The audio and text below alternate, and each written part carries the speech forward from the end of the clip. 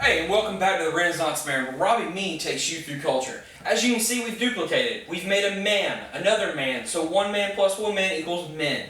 We're the Renaissance Men, and we're going to bring you through culture, okay? This week we're going to talk college football, then we're going to talk a little NBA. Spencer. Robby. Huge weekend of college football behind us. Huge. What was your biggest take from this weekend? Biggest game. Biggest game from this weekend? Yes. Notre Dame and Oklahoma. I mean, Notre Dame performed in a way that everybody questioned. They performed on a level that everybody was questioning whether or not they could. Their quarterback performed on a level. They faced an offense that was top in the country, and their defense showed up. So I mean, it's without a doubt, it's Oklahoma. It was shocking because in Norman they were two touchdown underdog, and they just came in and they just punched them in the mouth. I was really surprised at how well Notre Dame played. Brian Kelly called a great game, and they didn't need to call him the reliever Kyle Reese. It was just a very impressive win. But here's the funny thing: will Notre Dame have the worst luck ever once again, and Oklahoma lose the next 2 weeks or lose next week? I don't know. I need to look at who Oklahoma's going to play, but I don't see Oklahoma losing the next 2 weeks. I mean, Bob Stoops, he loses some of his on a high-level game like this one this past weekend. But in those regular games, I feel like Oklahoma's going to be just fine. What's shocking is that before this season, he had only lost 3 games at home his entire tenure at Oklahoma, and then he's lost 2 games this year at home. It's just weird. Top 5. Both of those were top 5 in Kansas State and Notre Dame. So. Okay. Yeah. This weekend was an incredible weekend. We had Arizona beating USC. I called that. That was awesome. USC sucks on the road. USC does not play good on the road. That is a fact. A lot of young people on that team. You know what? Let's talk about that for a second, okay? Is it because they have young people, or is it because of Lane Kiffin? Because I feel like it's Lane Kiffin. I'm sorry. For me, the way I break things down is who plays more in that, and you look at what Nick Saban's doing with his boys over there in Alabama. And you can say it's more of the coaching, but then at the same time, the players have got to buy into what the coach is doing. So I agree. I feel like it's because Saban on offense, Saban is not recruiting top tier players. It's on defense. Coaching them. Yeah, it's on defense where he's getting 5 stars. On offense, he's had a couple 5 stars here. He had Julio Jones, he had Trent Richardson, and Mark Ingram. I don't think Mark Ingram was a 5-star player coming in. But he became one. But Lane Kiffin, when he was the offensive coordinator, fantastic. He was a great coach because he had Pete Carroll to direct. Then he goes to Tennessee, gets in a bunch of trouble, realizes he can't coach in the SEC. He had a horrible record. He stole to Rick Rodgers from Georgia, okay, which that was the only highlight of his career. And then looking back at it, it is. And then he leaves and comes to USC. And look what he's got at USC. Matt Barkley coming in. If he would have come in last year, he would have been the number 1 pick quarterback. He would have come in over Andrew Luck. Some say even over RG3. Some said that. Maybe so. The combine might have proved differently. We don't know. But coming out of college, everyone said it was all about Matt Barkley. Okay, this year, you got Matt Barkley, you got 2 of the fastest receivers in college football, you've got apparently you've got a stout defense, okay, and everyone says you've got a great offensive line. So you lose your center, and then all of a sudden you're a sucky team? I mean, I don't get it. And I think it's Lane Kiffin. I don't think it's the players. Because their talent pool is ridiculous. They're like an NFL team at times with their talent they get in, okay? They should be winning. They should be in national championships every other year with their talent. And I think Lane Kiffin's the problem. I'm not going to disagree with you. I'm not a big Lane Kiffin fan. I mean, he's doing some big things. I think you should also start looking at what Monty Kiffin's doing. His dad is the defensive coordinator, so maybe that has something to do with it. But at the same time, I feel like both of those things, the young players, are they buying into Lane and Monty's system? Well, I wouldn't buy into anything if my coach was throwing me under the bus. I mean, I'm just saying.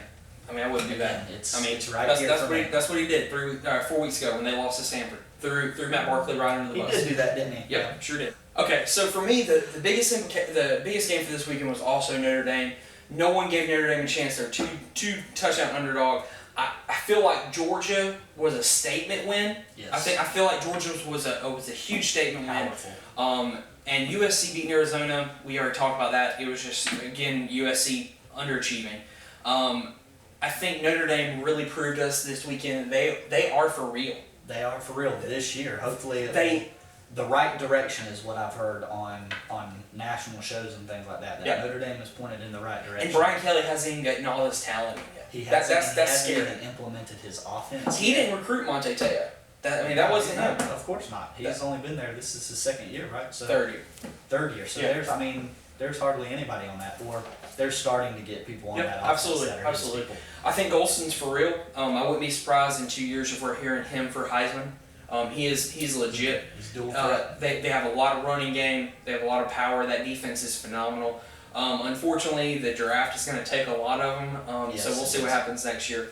Now, coming into this weekend, we've got some huge games once again. Huge. November is the month of champions. Who's going to come through?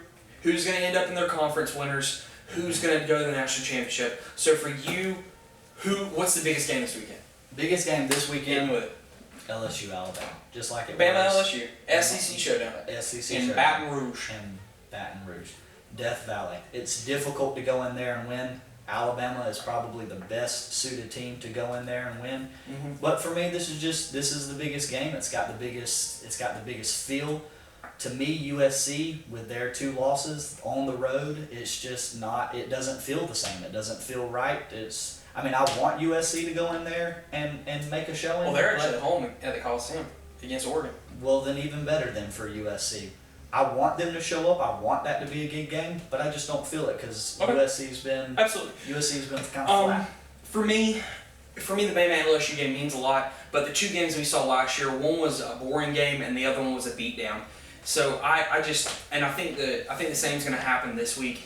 But for me, it doesn't mean anything. What means something is who comes out of the SEC, the SEC championship. Mm-hmm. This game is just big for bragging rights to me. This means something for the SEC championship. Yeah, but I'm talking about the winner of this game will most likely go to the SEC championship for national ramifications. Ramifications. This is for me. It's K-State and Oklahoma State because if Oklahoma State if Stoops can take that team in there and beat them.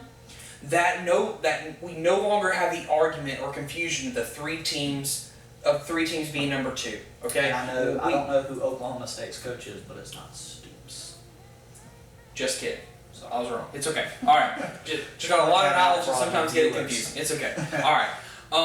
But anyway, Oklahoma State, if they can go in there, if they can win, it just changes the argument. It's no longer that. It's between Notre Dame and Oregon, and that question's going to come down to who looked more impressive against USC at USC, because both games are at USC. One's this weekend, one's at the end of the year. Now, Oregon does have a tougher road at the end of the season.